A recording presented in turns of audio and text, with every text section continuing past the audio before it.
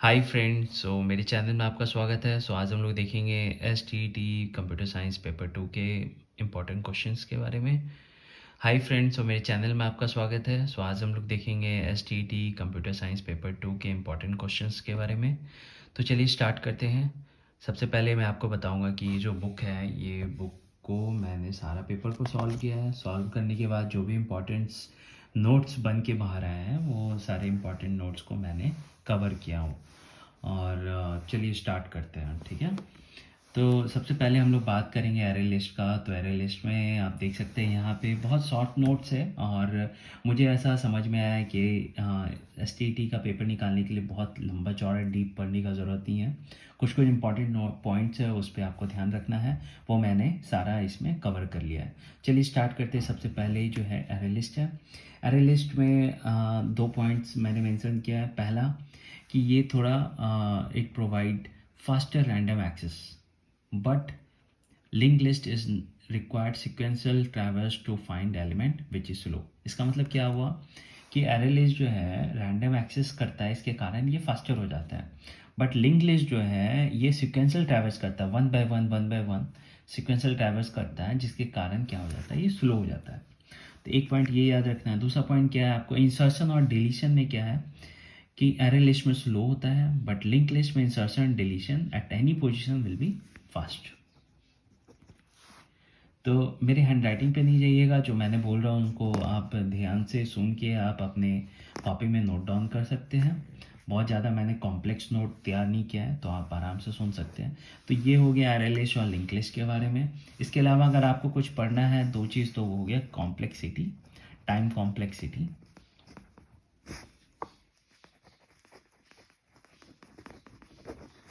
इसका time complexity आपको पढ़ना है, ठीक है। दूसरा हो गया हैश टेबल। हैश टेबल का जो कंपैरिजन होता है वो हमेशा हैश मैप से होता है। हैश टेबल जो होता है थोड़ा सिंक्रनाइज्ड होता है, हैश मैप सिंक्रनाइज्ड नहीं होता है। ये दो डिफरेंस होता है, ठीक है। और अगर हैश टेबल की बात करें तो इसमें आप एक पॉइंट देख सकते हैं कि नो नल की और values, but hash map allow one null key but multiple null values. Okay, means ये हैश टेबल जो है कोई भी नल की और नल वैल्यू अलाउ नहीं करता है। तो ये पॉइंट को आपको याद रखना है, इससे आप हैश टेबल कर सकते हैं, ठीक है। दूसरा जो है यहाँ पे ट्री सेट है। ट्री सेट में क्या है, सॉर्टेड ऑर्डर ऑलवेज मेंटेन्ड होता है। ट्री सेट तभी यूज़ करते हैं, इसमें जो भी ऑर्डर होता है वो सॉर्टेड होता है, और इसमें कोई भी डुप्लीकेट ऐड नहीं होता। और इसमें एक और चीज़ है, इसमें मेथड ऑलरेडी डिफाइंड होते हैं, तो ये भी अच्छा है। तो ये हो गया ट्री सेट के बारे में, ठीक है। इसी तरह अगर आप यहाँ पे आते हैं, क्या बोलते हैं, सेपरेट चेनिंग। सेपरेट चेनिंग हम लोग पढ़ते हैं, ठीक है।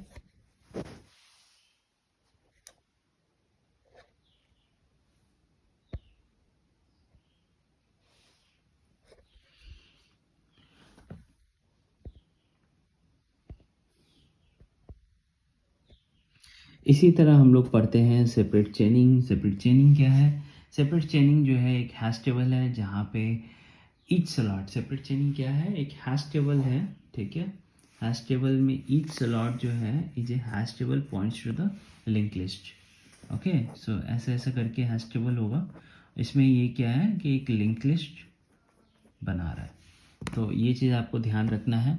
To avoid collision, separate chaining क्या करता है, एक हैश टेबल है where each slot in hash table points to link list. Okay, now next आता है divide and conquer. Divide and conquer में क्या है, आपको दो पॉइंट्स मैंने मेंशन किया है। एक तो इसका time complexity, time complexity O of N log N, जो कि आपको याद रखना है। और इसका जो रिकरेंस इक्वेशन है T of N N by two plus one, ठीक है। और इसका जो ये है recursively breaks large problem. Divide and conquer में क्या करता है, रिकर्सिवली क्या करता है, बड़े प्रॉब्लम को छोटे प्रॉब्लम में कन्वर्ट करता है, और वो सारे प्रॉब्लम का सॉल्यूशन निकालने में सारे सॉल्यूशन को जोड़ के एक बड़ा सॉल्यूशन बनाता है। तो ये क्या हो गया, डिवाइड एंड कंकर रूल, ठीक है। तो इसमें दो पॉइंट याद रखना है, एक तो रिकर्सिवली ब्रेक डाउन करता है, और दूसरा जो है इसका रिकरेंस इक्वेशन याद रखना, T of N equals to T of N by 2 + 1। And तीसरा जो है time complexity, O of N log N. ये 3 पॉइंट याद रखने से आप डिवाइड एंड कंकर का सारे क्वेश्चन आप कर सकते हैं। फिर इसमें आता है threaded binary tree. Threaded binary tree का भी मैंने 1-2 सवाल लिखा है। तो इसमें मैंने ये देखा है कि threaded binary tree in which each node directly to their order predecessor और सक्सेसर। सो ये एक पॉइंट आपको याद रखना है, ठीक है। और इसके अलावा आपको आता है B F S and D F S का सवाल रहेगा। तो B F and D F S में 2 चीज़ याद रखना है। बी एफ एस क्या है, क्यू को फॉलो करता है, एंड डी एफ एस क्या करता है, स्टैक को और रिकर्शन को फॉलो करता है। तो जहाँ भी स्टैक है वहाँ पे रिकर्शन है, ठीक है। तो कैसे याद रखेंगे बी एफ एस और D F S? B F S queue follow करता है, D F S stack follow करता है। तो B F S queue, queue के बाद एस आता है, वैसे ही ऊपर बी के बाद डी आता है। इस तरह से आप याद रख सकते हैं, बी का क्यू आएगा क्योंकि बी पहले डी से, तो ये भी क्यू आ जाएगा एस से पहले। तो इस तरह से आप डिसाइड कर सकते हैं अगर आपको याद नहीं है तो। अगला जो सवाल मैंने देखा वो डायरेक्टेड ग्राफ अनडायरेक्टेड ग्राफ पे है। इसमें 2 पॉइंट याद रखते हैं कि ये डिनोट्स कैसे किया जाता है। तो डायरेक्टेड ग्राफ को वी कॉमा डब्ल्यू पे ऐसे ब्रैकेट लगाया जाता है, और अनडायरेक्शनल में कर्ली ब्रैकेट लगाया जाता है, ठीक है। और डायरेक्टेड ग्राफ में edges have a single end unidirectional होता है, बट अनडायरेक्टेड में क्या होता है, बाई डायरेक्शनल होता है, और ये अनऑर्डर्ड पेयर होता है, ठीक है, और ये ऑर्डर्ड पेयर होता है। तो ये 3-4 पॉइंट्स आपको याद रखना है। जैसे कि डायरेक्टेड ग्राफ आपका होता है ऑर्डर्ड पेयर होता है, वी कॉमा डब्ल्यू होता है, और इसका जो एज है वो यूनिडायरेक्शनल होता है, सिंगल होता है। बट अनडायरेक्टेड में क्या होता है, बाई डायरेक्शनल होता है, कर्ली ब्रेसेस यूज होते हैं, एंड इट इज़ अनऑर्डर्ड। मतलब आप इसको कैसे याद करोगे, इसमें अन लगाओगे तो अनऑर्डर्ड, ठीक है, डायरेक्शनल है तो ऑर्डर्ड। इस तरह से आप चीज़ों को याद कर सकते हैं। नेक्स्ट आते हैं एब्स्ट्रैक्ट डेटा टाइप पे भी मैंने क्वेश्चन रखा, तो ये 3 याद रख लें।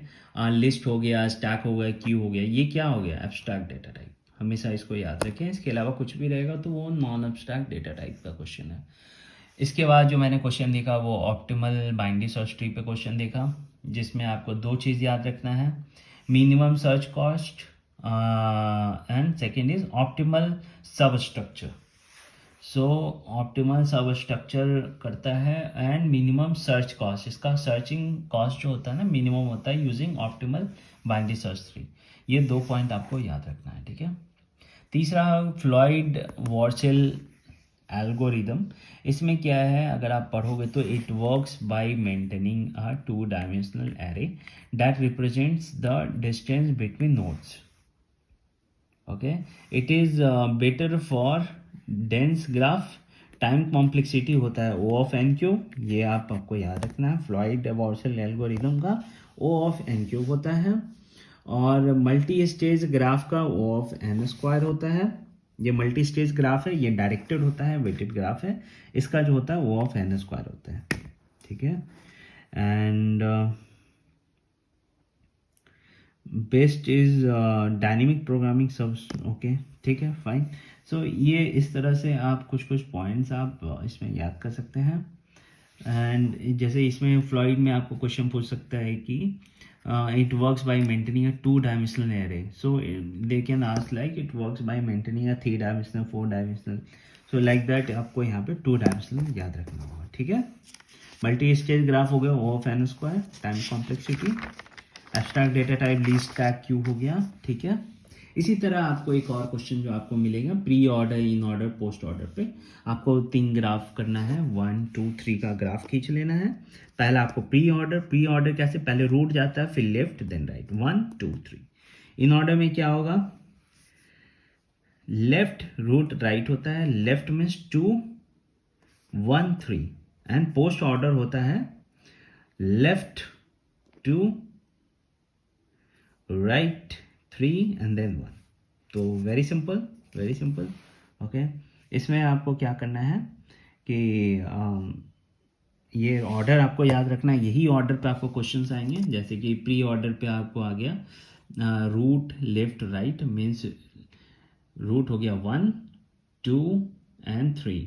उसी तरह इन ऑर्डर में क्या आएगा, लेफ्ट रूट राइट, तो 2 1 3, इसमें 1 2 3 था, इसमें 2 1 3, और इसमें 3 2 1, ओके, 2 3 1, ओके। तो इस तरह से आपको ऑर्डर रखना है, pre order, in order and post order. इसके अलावा कोई सवाल नहीं पूछते हैं। मैंने इस ऑर्डर को बहुत सारे सवाल देखा। फिर अगला आता है resource matrix data structure. So resource matrix data structure में क्या है कि it represent resource allocation used for deadlock detection algorithm. It represent resource allocation, मतलब ये रिसोर्स एलोकेशन रिप्रेजेंट करता है, and it is use for deadlock detection algorithm. So ये point को आपको याद रखना है। ये क्या रिप्रेजेंट करता है? Data structure resource matrix resource allocation का रिप्रेजेंट करता है, जो कि हम लोग यूज़ कर सकते हैं डेडलॉक डिटेक्शन एल्गोरिदम। नेक्स्ट आता है कंटेक्स्ट फ्री लैंग्वेज एक्सेस पुश्ड ऑन ऑटोमेशन। इसमें एक्सेस पुश्ड ऑन ऑटोमेशन होता है कंटेक्स्ट फ्री लैंग्वेज में, ठीक है। एंड यस, ये वाला आपको याद रखना है। It accepts pushdown automation context free language. Next आता है Chomsky normal form. Chomsky normal form में आपको फॉर्म याद रखना है A to B and capital A B C and then A to small a। So ये आपको form याद रखना है। ये फॉर्म पे सवाल आ सकते हैं। इसमें 4 टाइप होते हैं चॉम्स्की नॉर्मल फॉर्म में, टाइप 0 1 2 3। अगर आप देखें तो टाइप 0 जो है मैंने लिखा है अनस्ट्रिक्टेड स्ट्रिक्टेड ग्रामर, ठीक है, अनरेस्ट्रिक्टेड ग्रामर। पहला जो है कॉन्टेक्स्ट सेंसिटिव ग्रामर। सेकेंड जो होता है कॉन्टेक्स्ट फ्री ग्रामर। तो याद रखना, पहला context sensitive grammar, context free grammar, and the third one is regular grammar, ठीक है। इसके बाद हम लोग बात करेंगे ट्यूरिंग मशीन के बारे में। ट्यूरिंग मशीन का जो 2-4 पॉइंट जो मैंने ऐड किया, सबसे पहला जो पॉइंट है it accepts recursive enumerable language, that means type 0। And इसमें एक पार्ट आता है universal Turing machine. It is reprogrammable Turing machine है, और it is represented using transition. तो ये जो है आप यहाँ पे देख सकते हैं, ये पॉइंट मेंशन है। It represented using transition table, transition diagram, instantaneous descriptions. So that is Turing machine. It is represented using transition diagram, transition table and instantaneous description. एक और पॉइंट क्या है? Using Turing machine binary system to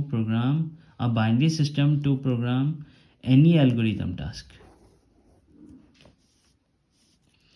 ठीक है। ये point आपको याद रखना है। अगेन है एसिड प्रॉपर्टी। एसिड 4 प्रॉपर्टी है, एटॉमिसिटी, कंसिस्टेंसी, आइसोलेशन, ड्यूरेबिलिटी। इसमें जो कंसिस्टेंसी है वो इंश्योर करता है कि वैलिड डेटा इज स्टोर्ड। जो वैलिड डेटा का responsible for consistency. And atomicity जो है इस ट्रांजेक्शन इज ऑल और नथिंग, दैट इज एटॉमिसिटी हो गया। आइसोलेशन हो गया, transition do not affect each other. And durability जो है committed data should not be lost even after power failure, that is durability.